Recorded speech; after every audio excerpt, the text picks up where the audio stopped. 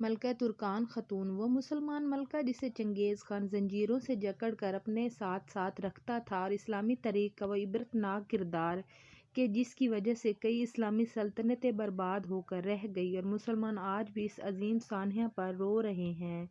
خلافت عباسیہ کے زوال کے دور میں وسط ایشیا اور ایران میں خوارزم خاندان کی حکمرانی تھی۔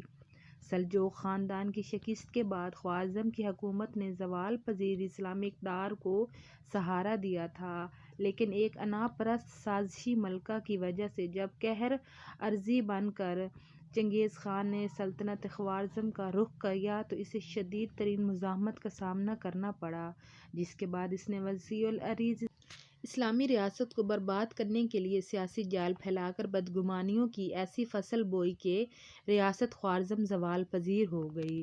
چنگیز خان نے اس مقصد کے لیے علاء الدین خوارزم شاہ کی والدہ اور سلطان تخش کی ملکہ ترکان خاتون کی کمزوریوں سے فائدہ اٹھایا اور اس عظیم الشان سلطنت کا سارا غرور اپنے گھوڑوں کے قدموں میں روند ڈالا، مگر بعد ازاں اس نے ملکہ ترکان خاتون کو بھی عبرت کا ایسا نشانہ بنایا کہ تاریخ اس پر آج بھی خون کے آنسو روتی ہے۔ مورخین لکھتے ہیں کہ ملکہ ترکان خاتون کو بالکل ویسی حیثیت حاصل تھی جیسی ہندوستان میں ملکہ نور جہاں کو تھی، تاہم ملکہ ترکان خاتون کی ایک خوبی یہ بھی تھی کہ اس کا بھی باقاعدہ تخت و دربار لگتا تھا اور وہ امور سلطنت کے فیصلے سلطان کے ہوتے ہوئے بھی کیا کرتی تھی۔ سلطان تخش نے خوارزم کی سلطنت میں اضافہ اپنی ملکہ کی ذہانت کے بلبوتے پر کیا تھا۔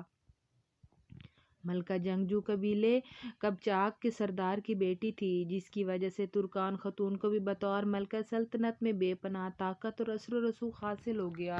سلطان تخش کی وفات کے بعد جب سلطان علاء الدین خوارزم شاہ مسند پر بیٹھا تو ملکہ ترکان خاتون کا عمل دخل سلطنت میں اور بڑھ گیا۔ ایک طرح سے اب دو متوازی حکومتیں چلنے لگی تھیں۔ علاء الدین خوارزم شاہ جب بھی اپنی والدہ کا اثر و رسوخ کم کرنے کی کوشش کرتا، جب چاکی ترک اس کی راہ میں آ جاتے، اور اس مداخلت کی وجہ سے ہی چنگیز خان نے خوارزم کا رخ کیا اور اس کی وجہ بھی یہی رعونت اور نسلی طاقت بن گئی تھی۔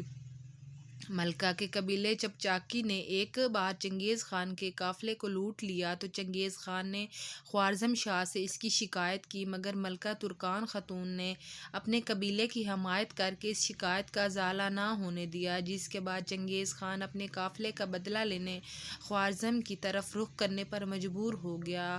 مورخ لکھتے ہیں کہ ترکان خاتون کے دباؤ پر ہی علاء الدین خوارزم شاہ نے اپنے بڑے بیٹے جلال الدین کی بجائے قطب الدین کو اپنا جانشین مقرر کیا تھا، کیونکہ قطب الدین کی ماں کا تعلق قبچاقی قبیلے سے تھا اور وہ ترکان خاتون کی عزیز بھی تھی، جبکہ جلال الدین کی والدہ ہندوستانی نژاد تھی۔ اسی وجہ سے ملکہ ترکان خاتون کا تمام عمر جلال الدین سے اختلاف رہا اور وہ ہر وقت جلال الدین کے خلاف سازشوں میں مصروف رہیں۔ چنگیز خان کی یلغار کے دوران ایک وقت ایسا آیا کہ تمام اختلافات بھلا کر قبچاقی جنگجو علاء الدین خوارزم شاہ کے جھنڈے تلے تاتاریوں سے لڑنے لگے، مگر چنگیز خان نے ایک سازش کے ذریعے اس تعلق کو دوری میں تبدیل کر دیا۔ چنگیز خان نے ملکہ ترکان خاتون اور چنگیز خان کے درمیان ایک جعلی خط تیار کروا کر علاء الدین شاہ تک پہنچا دیا۔ وہ اس خط کو اصل سمجھ بیٹھا اور ترک قبچاقی قبیلے پر سخت خفا ہوا۔ قبچاقی سرداروں نے غصے میں آ کر خوارزم شاہ کے خیمے پر رات کی تاریکی میں حملہ کر دیا، مگر خوارزم شاہ بچ گئے۔ اس واقعے کے بعد قبچاقی سردار باقاعدہ طور پر خوارزم شاہ سے باغی ہو کر چنگیز خان سے جا ملے۔ یہاں سے ملکہ ترکان خاتون کی بربادی کا سورج تیزی سے غروب ہونے لگا۔ ملکہ ترکان خاتون سقوط اور جنگ کے وقت دارالحکومت چھوڑتے وقت ترکان خاتون نے شقاوت اور سنگ دلی کا مظاہرہ کرتے ہوئے 20 کے قریب شاہی خاندان کے افراد کے جن کے بارے میں اسے شبہ تھا کہ دارالحکومت خالی دیکھ کر تخت پر قبضہ کر سکتے ہیں، انہیں قتل کروا دیا تھا اور گنج سے فرار ہو کر شاہی خاندان کی مستورات کے ساتھ ترکان خاتون نے ایلان کے قلعہ میں پناہ لی۔ یہاں وزیر اعظم نظام الملک محمد بن صالح بھی ترکان خاتون کے ہمراہ تھا۔ شاہی خاندان کی موجودگی کا علم حاصل ہوتے ہی تاتاریوں نے ایلان کا محاصرہ کر لیا۔ ایلان کا قلعہ خوارزم کے مضبوط قلعوں میں شمار کیا جاتا تھا اور 4 ماہ تک تاتاری اس کی فصیلوں کا محاصرہ کیے رکھے۔ 4 ماہ کے سخت محاصرے اور مکمل ناکہ بندی کے بعد قلعے میں راشن ختم ہو گیا۔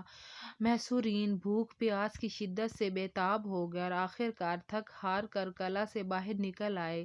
وزیر محمد بن صالح کو تاتاریوں نے مستقبل کی مشاورت کے لیے قید کر لیا اور شاہی خاندان کا قتل عام شروع کر دیا۔ ملکہ ترکان خاتون کو قید کر کے چنگیز خان کے پاس بھیج دیا گیا۔ چنگیز خان کے دربار میں ملکہ ترکان خاتون کو ذلت اور رسوائی کے لاتعداد مناظر کا سامنا کرنا پڑا۔ چنگیز خان ملکہ ترکان خاتون کو زنجیریں ڈالے فخری انداز میں ساتھ لیے گھومتا تھا اور تاتاریوں کی سالانہ قرولتائی میں بھی ملکہ ترکان خاتون کو قیدی کے طور پر فاتحانہ انداز میں لے کر جاتا۔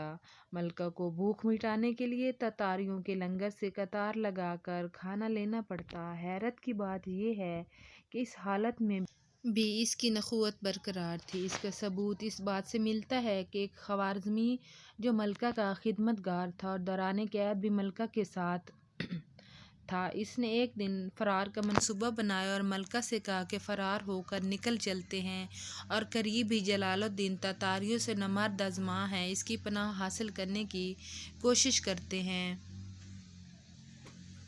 مگر ملکہ ترکان خاتون نے جواب دیا کہ جلال الدین کی پناہ میں جانے سے بہتر ہے کہ چنگیز خان کی قید میں رہ لیا جائے۔